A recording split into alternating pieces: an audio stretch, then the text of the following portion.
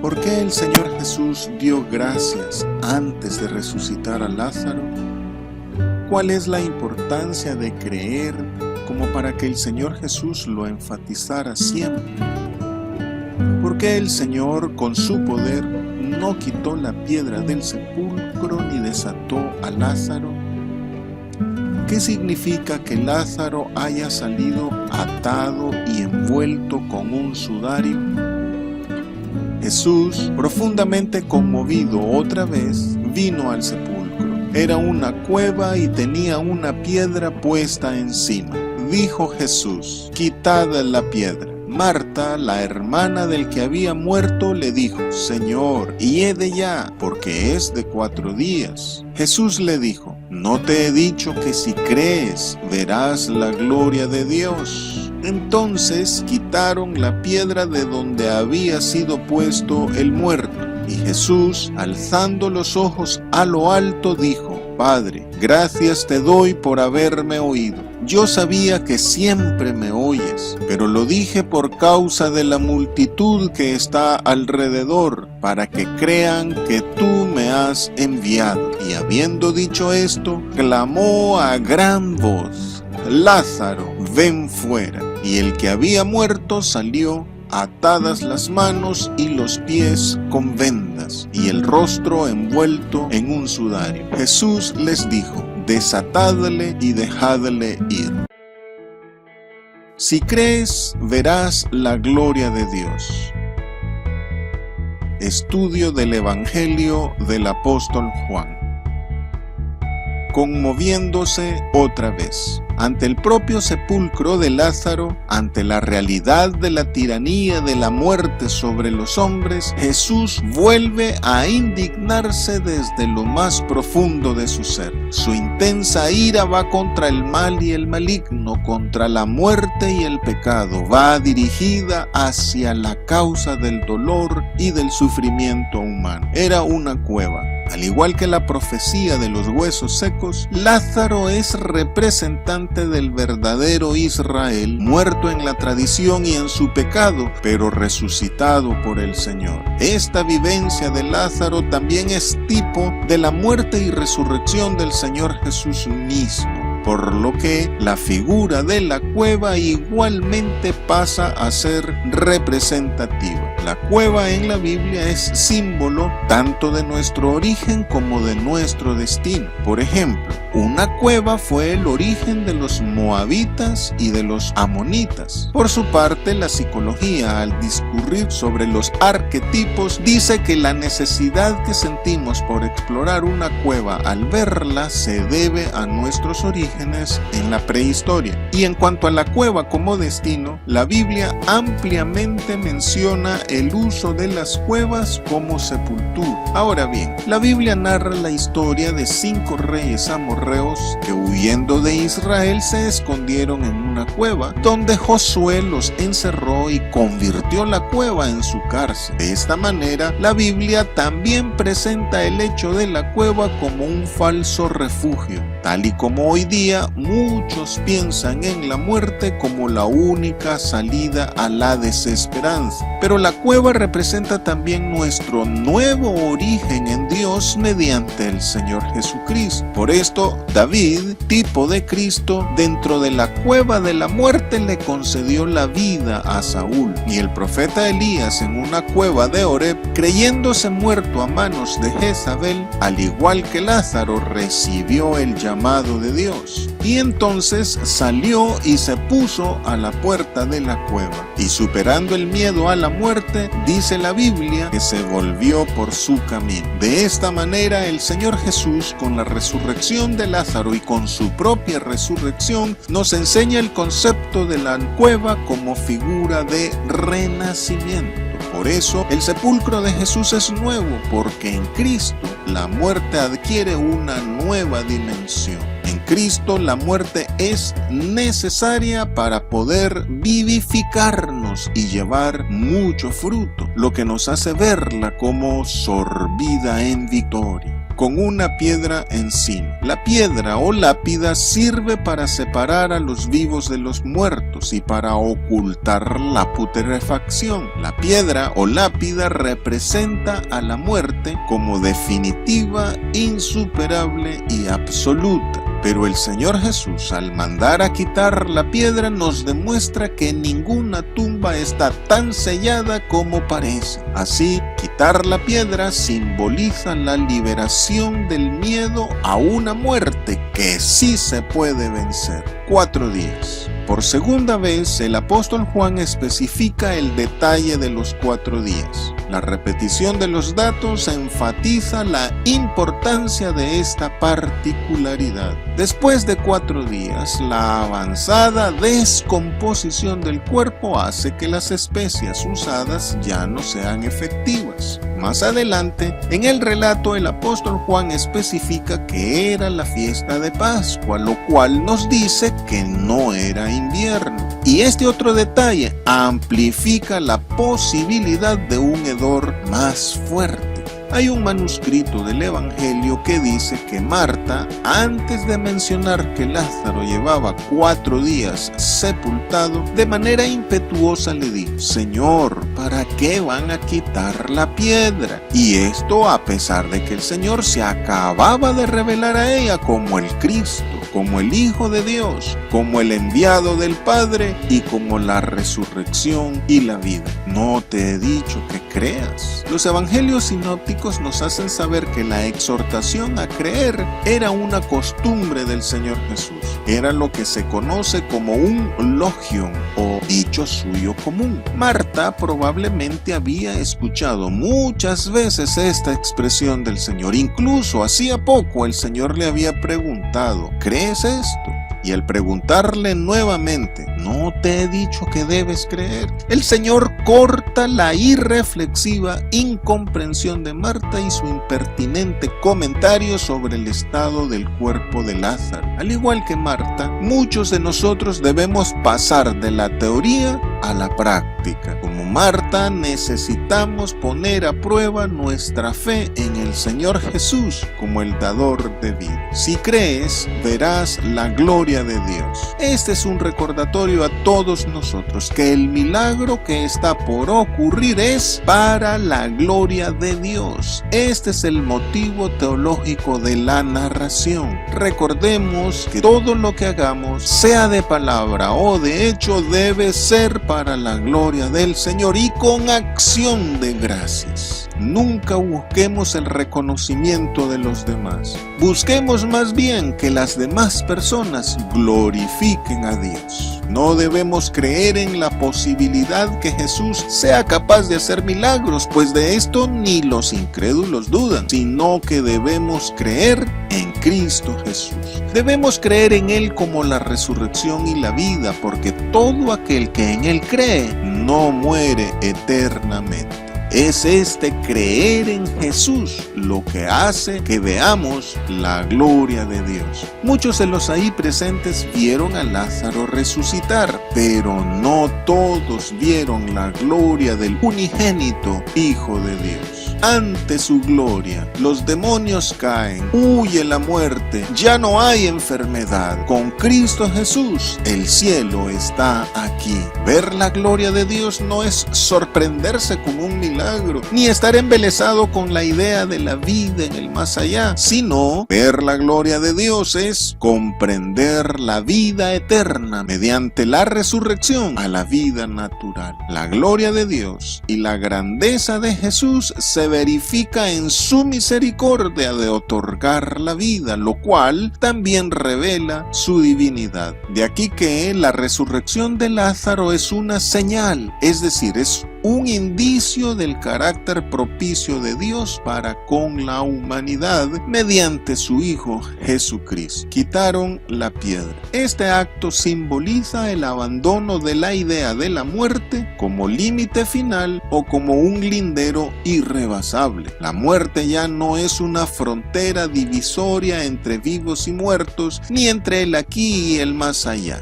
Quitar la piedra significa quitar el enigma. al quitar la piedra, ya no hay más misterio sobre la muerte ni sobre lo que ocurre después de la muerte. Juan Crisóstomo, uno de los padres de la Iglesia ortodoxa, pensaba que la orden de quitar la piedra y la de desatar a Lázaro, el Señor se la dio a los incrédulos maestros y gobernantes judíos. Según él, el Señor buscó que ellos verificaran por sí mismos que el sepultado ahí era realmente Lázaro y evitar hasta el último detalle que negaran o pusieran en duda la señal, como sucedió con el ciego de nacimiento. De esta manera, la resurrección de Lázaro fue para las autoridades judías tan evidente como les resultó la resurrección de Cristo Jesús mismo. Por otro lado, el hecho de mandar a quitar la piedra nos enseña que aquello que los seres humanos podemos hacer, debemos hacerlo. Dios se ocupa solo de las cosas que están más allá de las posibilidades humanas. Aunque el Señor Jesús pudo remover milagrosamente la piedra, no lo hizo. Esto significa que no debemos esperar ni pedir, menos exigir milagros en cosas que están dentro de nuestra capacidad. Hacer esto es tentar al Señor, alzando los ojos a lo alto. De esta misma manera oró el Señor por sus discípulos antes de morir. Él dirigió su oración al cielo, hacia la habitación de Dios. Por eso el Padre es el Dios de los cielos. Ahí es donde Él habita y donde está su trono, donde no hay otro Dios y donde no comparte su gloria con nadie, excepto con su Hijo amado. El cielo es el lugar desde donde bajó el Señor Jesús. El cielo es su lugar de origen. Él no es de este mundo, Él es de arriba. Su gesto, pues, de alzar sus ojos a lo alto, muestra no solo su permanente comunicación con la esfera de lo divino, sino también su ascendencia. Y el cielo es desde donde también bajó el Espíritu Santo sobre Él y sobre nosotros. Y tras la muerte y resurrección del Señor, el cielo quedó abierto para todos nosotros. La referencia a lo alto es otra manera de diferenciar a Dios de lo terrenal y mundano y de los dioses falsos, producto de las manos humanas, hechos de palo, yeso, piedra y fundición. A lo más que han subido los dioses falsos es a lugares altos, pero aquí mismo en la tierra. Por esto Dios es llamado el Altísimo, por su grande santidad, por ser totalmente diferente a lo mundano y por estar su habitación en lo alto del cielo, hacia donde debemos dirigir todas nuestras oraciones, alzando manos santas a Él sin ira ni contienda. Gracias te doy por haberme oído. El Señor Jesús expresa aquí una oración de agradecimiento. Significa que previamente había orado por la resurrección de Lázaro. Entonces, ora agradeciendo al Padre por haberle escuchado, es decir, por haberle concedido la petición. Y fue oído porque Jesús siempre hace la voluntad del Padre y por su temor reverente. Aunque a Cristo Jesús, Padre, siempre le escucha y Él mismo lo sabe, no por eso deja de dar gracias. En este punto, la resurrección de Lázaro y la multiplicación de los panes están relacionadas, porque en ambas ocasiones el Señor Jesús dio gracias. Aquel pan representaba la vida que Él estaba por dar a la humanidad, vida que daría para volverla a tomar y así dárnosla a los que en Él creen. Y la vida que aquí está por darla físicamente a Lázaro es indicador de la vida eterna que recibiremos al ser resucitados por creer en Él. Acción de gracias. Ser cristiano es ser agradecido. Agradecer es reconocer a Dios como nuestro bienhechor. Agradecer es devolverle a Dios el honor que Él nos ha hecho con su buena acción. Por eso, ser agradecido nos nos enaltece. El supuesto ateo y filósofo Ernst Bloch, en su libro Ateísmo en el cristianismo, creyó criticar y a la vez burlarse de la actitud agradecida del cristiano, y escribió que los cristianos, como las gallinas, no podemos ni siquiera beber agua sin volver a ver al cielo. ¿Cómo se evidencia la inversión de valores que prevalece en el mundo lejos de Dios? La gente sin Dios no entiende que toda buena dádiva y todo don perfecto desciende de lo alto, del Padre de las luces, en el cual no hay mudanza ni sombra de variación. Menos que comprendan a Job, quien tras la serie de males que le acaecieron y el abandono de su esposa dijo: recibiremos de Dios el bien y el mal no lo recibiremos. Mas nosotros sabemos que a los que aman a Dios todas las cosas les ayudan a bien, por lo cual damos gracias a Dios en todo, pues Él tiene el control de todo y todo lo hace por amor.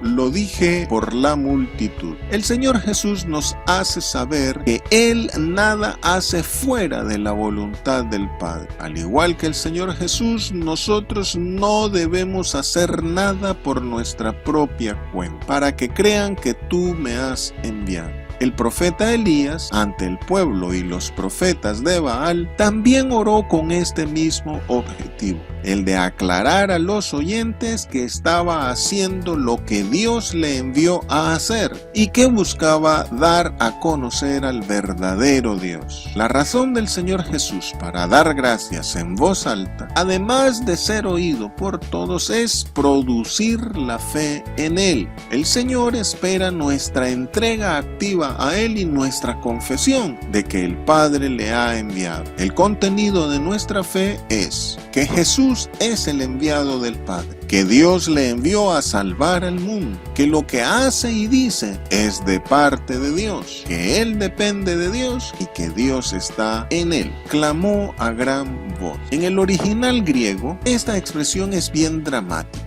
Dice, phonemegas kraugazo. La expresión phonemegas significa poderoso sonido y kraugazo significa gritar. Es decir, que el llamado a Lázaro sonó más fuerte que cualquier otro grito que alguien pudiera haber dado. En otros lugares de la Biblia donde se dice que el Señor gritó, no se hace este énfasis, por lo que el apóstol Juan hace notar que el grito fue más fuerte de lo que nos imaginamos. El Señor Jesús muestra que aún está conmovido profundamente por el estado paupérrimo en el que la humanidad está postrada a causa del pecado. Y al alzar aún más su voz, enfatiza su intenso deseo de cambiar esa realidad. Cuando el Señor Jesús oró, lo hizo en voz alta para que todos le oyeran. Pero ahora sube aún más la voz para que el que había muerto le oiga. De aquí que el apóstol Pablo indica que en su venida el Señor resucitará a los suyos con voz de mando, con voz de arcángel y con trompeta de Dios, con vendas y un sudario. Las vendas eran largas tiras de tela con las que se buscaba sujetar las extremidades y mantener la boca cerrada. Según una estipulación del Rambam Gamaliel II para el año 90 después de Cristo, y quien promovió vestir los cadáveres con lujos, el sudario para el rostro, que era de 1 metro cuadrado, era la vestimenta que los pobres daban a sus muertos. La mención de este detalle de las vendas y el sudario acrecienta el carácter del milagro. Muchos comentaristas consideran que la dificultad con la que Lázaro buscó salir de la cueva fue un milagro adicional a la resurrección. Al igual que el enfermo de Betesda, la atadura de piernas y brazos de Lázaro simboliza la esclavitud espiritual de toda persona al pecado y a la muerte. Y el sudario en el rostro equivale a la ceguera espiritual y al embotamiento del entendimiento a la que las personas están sometidas por el pecado, velo que por Cristo es quitado. Pero ahora Lázaro está vivo. No obstante, sigue con las vendas y el sudario, manifestando aún las características de la muerte. De igual forma, los creyentes, aunque vivos y libres en Cristo, aún estamos sujetos a la muerte, y este es nuestro último enemigo a vencer. Esta escena de Lázaro vivo pero aún atado ilustra nuestra paradójica posición entre la vida eterna y la muerte física, y manifiesta también el imperio de Jesús sobre la muerte. Todo creyente resucita a una nueva vida en Cristo Jesús, y aunque todavía está en este mundo, ya no es del mundo, sino que pertenece a la esfera de vida del Padre. Por esto el Señor Jesús, tras resucitar, salió sin vendas y sin sudario, sin vestigio alguno de haber sido dominado por la muerte. Él ciertamente murió, pero no porque alguien le haya quitado la vida, sino porque Él puso su vida voluntariamente. Esto significa que el Señor Jesús siempre estuvo en control, por lo que no necesitó que alguien le ayudara con las mortajas. Y hasta enrolló los lienzos y los puso aparte. Tomando la resurrección de Lázaro como referencia, los premilenaristas y los postmilenaristas enseñan que tras el rapto y durante o después de un literal milenio, los resucitados convivirán o coexistirán con las personas mortales en esta tierra. Pero la resurrección de los justos en la venida del Señor es para inmortalidad en un cielo nuevo y una tierra nueva, mientras que Lázaro solo volvió a la vida material en esta misma tierra y hasta volvió a morir. No hay comparación. Los creyentes ya glorificados e incorruptibles no pueden coexistir ni convivir con las personas mortales y pecadoras, y mucho menos en esta tierra llena de maldad. Desatadle y dejadle ir. La costumbre era envolver el cuerpo y dejarlo en el suelo de la tumba. Después de un año, los familiares recogían los huesos en una caja de piedra u osario y la colocaban en un nicho en una pared